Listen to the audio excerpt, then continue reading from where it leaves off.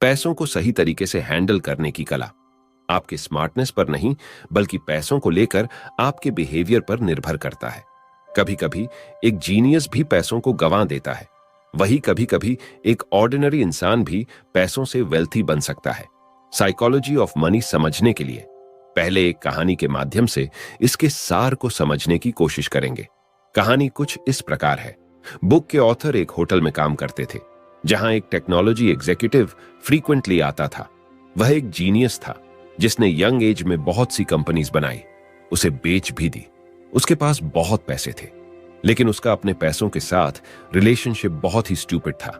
वह हर समय अपने साथ नोटों की गड्डियां लेकर घूमता था, फिर बिना शराब पिए और शराब पीकर अपने अमीर होने का शो ऑफ करता था। एक बार तो उसने हद ही कर दी जब उसने अपने दोस्त को बहुत से पैसों की गड्डियां देकर कहा उसे गोल्ड कॉइन में कन्वर्ट करवाने के लिए। फिर वह अपने दोस्तों के साथ समंदर के पास गया, जिसमें उसने एक गेम खेला जिसमें जो गोल्ड कॉइन को समंदर में ज्यादा दूर तक फेंकेगा वही जीतेगा। पैसों के साथ ऐसा बेहुदा व्यवहार सिर्फ मस्ती के लिए। अब आप सोच सकते हैं कि उसका यह बिहेवियर कितने समय तक चला होगा। ज्यादा लंबा नहीं। ऑथर बताते हैं कि उन्हें कुछ सालों बाद पता चला कैसे वह बैंकरप्ट हो गया। इस कहानी के साथ ऑथर एक और इंसान की कहानी बताते हैं जिसका नाम रोनाल्ड जेम्स था। वह एक साधारण अमेरिका के गांव से बिलोंग करने वाला सफाई कर्मचारी था। यह साधारण आदमी जब 92 साल की उम्र में मरा तो देश विदेश के अखबारों में उसकी चर्चा हुई। चर्चा इसलिए हुई क्योंकि मरने के समय उसकी नेटवर्थ 58 करोड़ थी, जिसमें से उसने 15 करोड़ अपने सौतेले बच्चों को और वही 43 करोड़ चैरिटी में दे दिए। अब एक साधारण अमेरिका के गांव से बिलोंग करने वाले सफाई कर्मचारी के पास इतने पैसे कहां से आए? जब इसका पता लगाया गया तो पता चला कि उसकी कोई लॉटरी नहीं लगी थी। वह तो एक साधारण जीवन जीता था। जितने पैसे बचा सकता था उसे ब्लू चिप कंपनी के स्टॉक में लगाकर भूल जाता था। फिर कई दशकों बाद कंपाउंडिंग के पावर ने उसकी छोटी छोटी इन्वेस्टमेंट को इतना बड़ा नेटवर्थ बना दिया। ऑथर टेक्नोलॉजी एग्जीक्यूटिव और सफाई कर्मचारी को कंपेयर करते हुए बताते हैं कैसे जीवन में बहुत सारा पैसा कमाना और फिर उसे बनाए रखने के लिए किसी टेक्निकल नॉलेज की जरूरत नहीं है। आप पैसे के साथ कैसे बिहेव करते हैं, इसकी जरूरत है। पैसा कमाने की कला एक सॉफ्ट स्किल है। कोई भी इंसान सीखकर फाइनेंशियल सक्सेस पा सकता है। एक टेक्नोलॉजी एग्जीक्यूटिव जीनियस होने के बावजूद बैंकरप्ट हो जाता है। दूसरा एक सफाई कर्मचारी ज्यादा पढ़ा लिखा न होने के बावजूद करोड़पति बन जाता है। ऑथर एग्जाम्पल देते हैं लॉटरी टिकट का। अमेरिकन जनता movies, video games, music, sporting events और बुक्स के कंबाइन अमाउंट से ज्यादा लॉटरी टिकट खरीदने में खर्च करते हैं। आपको यह जानकर हैरानी होगी कि ज्यादातर लॉटरी टिकट कौन खरीदता है? न अमीर न मिडिल क्लास, बस गरीब लोग। वह गरीब लोग जो इतने गरीब हैं जिन्हें अगर इमरजेंसी हो जाए तो 30 से 35 हजार अरेंज नहीं कर सकते। ऐसे गरीब लोग वहां पर सालाना 30 से 35 हजार रुपए की लॉटरी टिकट खरीद लेते हैं। ऐसा क्या फाइनेंशियल सेंस लॉटरी टिकट खरीदने का बनता है? वह पैसा जो इमरजेंसी के समय उनके काम आ सकता है, उससे वह लॉटरी टिकट खरीद लेते हैं। क्या यह फाइनेंशियल डिसीजन आपको सही लगता है? आप शायद कहेंगे नहीं, यह क्रेजीनेस है। लेकिन जो आपको और हमको क्रेजी लगता है वह गरीब आदमी के लिए रैशनल और वाइज डिसीजन है। कैसे? उसके लिए ऑथर गरीब आदमी की सोच के बारे में बताते हैं। गरीब आदमी जो लॉटरी खरीदता है वह कहता है हम लोग जो महीने में कमाते हैं उससे ज्यादा खर्च हो जाता है। सेविंग्स की तो कोई पॉसिबिलिटी ही नहीं होती। बहुत ज्यादा सैलरी, वोकेशंस, बड़ी गाड़ी, बड़े घर, ये सब हमसे बहुत दूर है। उतना ही कि हम अपने बच्चों को बड़े कॉलेज में एडमिशन करवा सकते हैं, ये सब हमारे लिए सपना है। इन सपनों को जो मिडिल क्लास और अमीर जी रहे होते हैं, ऐसे सपने को साकार होने के चांसेस हमें सिर्फ लॉटरी टिकट खरीदकर और लॉटरी लगने पर ही लगते हैं। लॉटरी टिकट खरीदते हुए हमें लगता है कि हम सपनों को सच करने के लिए पैसे दे रहे हैं। आपको यह क्रेजी लगेगा क्योंकि जो हमारे लिए सपना है वह बहुत से लोगों को आसानी से मिला हुआ है। आप में से तो बहुत से लोग उसकी वैल्यू भी नहीं करते।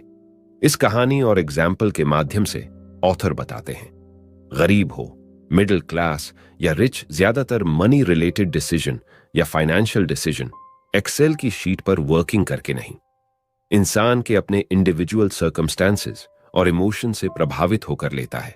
जो मैं डिसीजन लूंगा वह आपको क्रेजी लग सकता है, जो आप डिसीजन ले वह मुझे क्रेजी लग सकता है।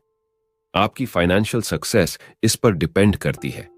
आप अपने इमोशंस, सर्कमस्टेंसेस और कैलकुलेशन को साथ में रखते हुए पैसों के साथ कैसा बिहेव करते हैं।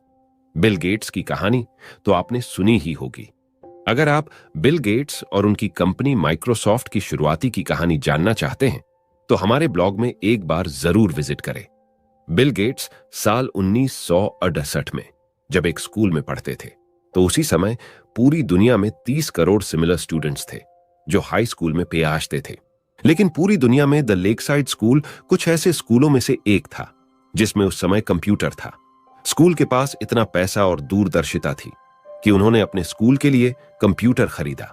बिल गेट्स और उनके दोस्त पॉल एलेन लाखों करोड़ों बच्चों में से एक थे। वह लकी स्टूडेंट जिन्हें उस समय कंप्यूटर का एक्सेस मिला। बिल गेट्स ने यह बात ऑन रिकॉर्ड भी कही है, अगर उनका स्कूल लेकसाइड नहीं होता तो शायद माइक्रोसॉफ्ट भी नहीं होता। इस तरह और भी बहुत सारे फैक्टर्स थे बिल गेट्स के सक्सेस होने के, लेकिन लक उनमें से एक था। बिल गेट्स के एक और दोस्त केंट एवंस की बात करते हैं। केंट एवंस बिल गेट्स और पॉल एलन के बेहतरीन दोस्त थे। उनके सभी कंप्यूटर एडवेंचर के पार्टनर थे। बिल गेट्स का कहना है अगर केंट एवंस ने स्कूल खत्म किया होता तो वह निश्चित माइक्रोसॉफ्ट में फाउंडिंग पार्टनर होते, लेकिन केंट एवंस ने स्कूल खत्म ही नहीं किया। केंट एवंस स्कूल में ही एक माउंटेनियरिंग एक्सीडेंट के दौरान मारे गए।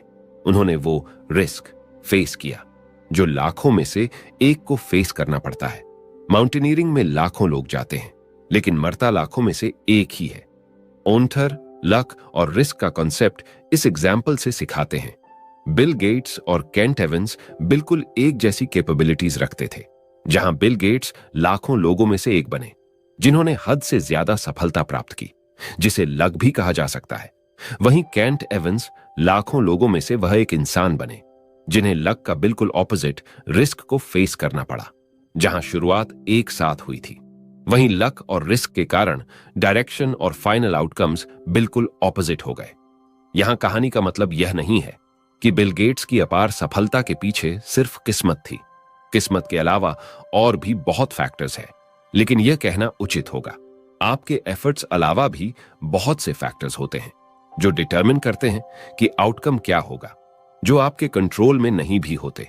आपको सिर्फ इस बात पर विश्वास रखना है कि अगर आप फाइनेंशियली बहुत सफल हो जाओ तो यह मत मान बैठो आपने जो डिसीजन लिए वह सब सही रहे, तभी आप सफल हुए।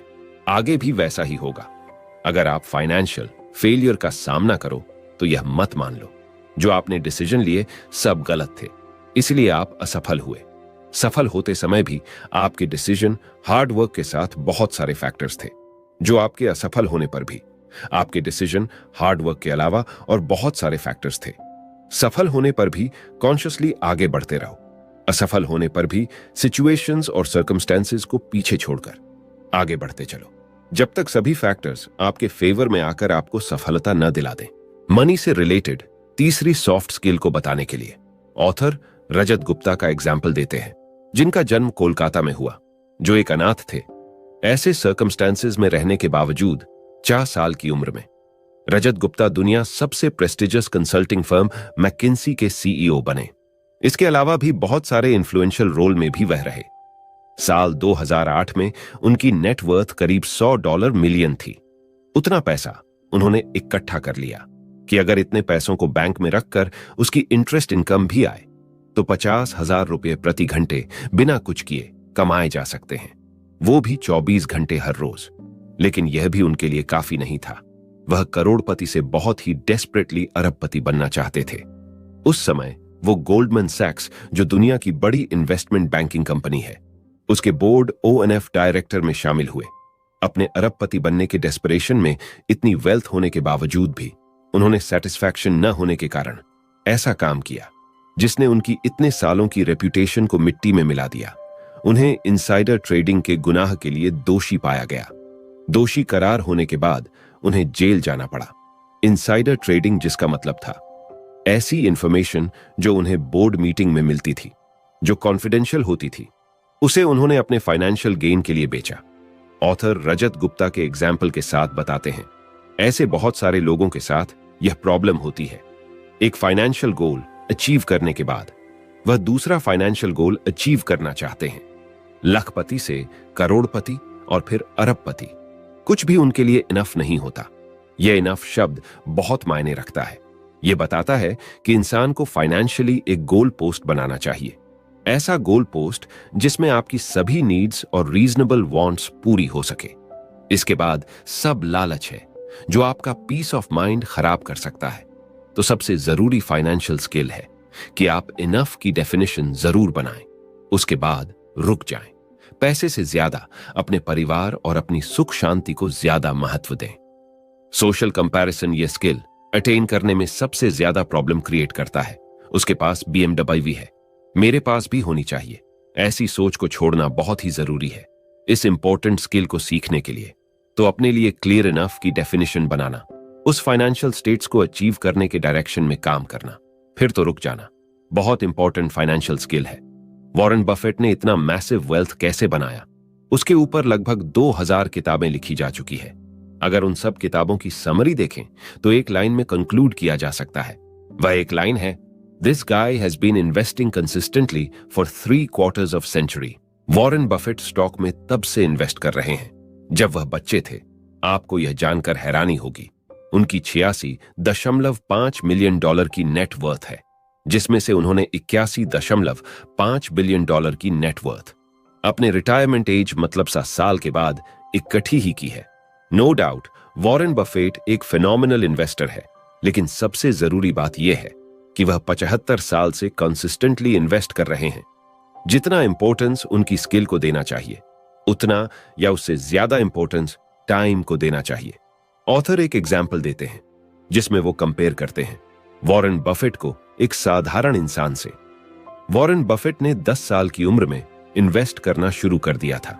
जब वह 30 साल के थे तब उनकी नेटवर्थ 9.3 मिलियन डॉलर थी।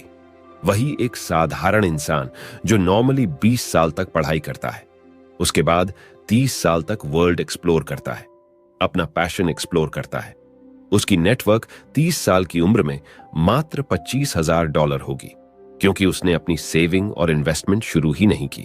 अब अगर वह इस पॉइंट पर इन्वेस्ट करना शुरू करता है, वह 60 साल की उम्र तक 22% रिटर्न कमाता है। वह साधारण इंसान है तो 60 साल की उम्र में रिटायरमेंट ले लेता है, फिर इन्वेस्टिंग बंद कर देता है, तो प्रेजेंट टाइम में उसकी नेटवर्क 11.9 मिलियन डॉलर होगी। वही वॉरेन बुफेट की नेटवर्क 86.5 मिलियन डॉलर है।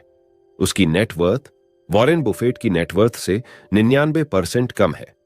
समरी में यह कहा जा सकता है कि वॉरेन बुफेट की कामयाबी का सबसे बड़ा कारण है उनका बहुत छोटी उम्र में इन्वेस्टमेंट करना, फिर उसे 90 साल की उम्र तक कंटिन्यू रखना। उन्होंने 50 साल तक कंसिस्टेंटली इन्वेस्टमेंट की, फिर उसे होल्ड करके रखा या उसे री इन्वेस्ट किया। उस समय ने कंपाउंडिंग के एक्सपोनेंशियल रिजल्ट उन्हें दिए। Understanding the value of compounding is one of the most financial skill.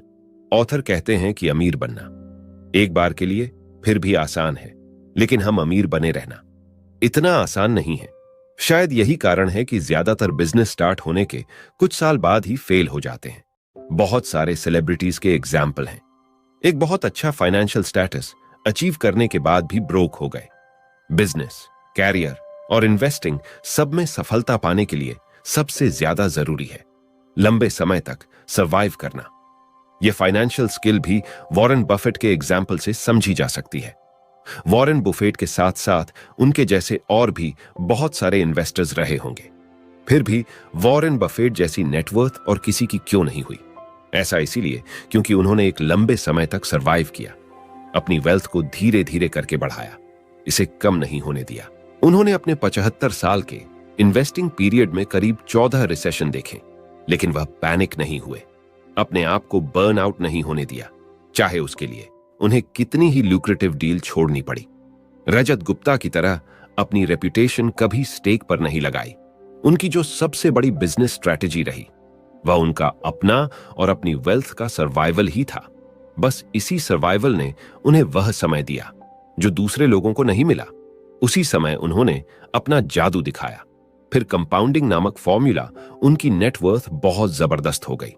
दोस्तों, इसी तरह की और भी psychology of money related videos के लिए चैनल को सब्सक्राइब करके बेल आइकन को भी प्रेस कर देना। मैं मिलूंगा आपसे अगली ऐसी एक और इंटरेस्टिंग समरी वीडियो के साथ। तब तक के लिए अपना ख्याल रखो, खुश रहो।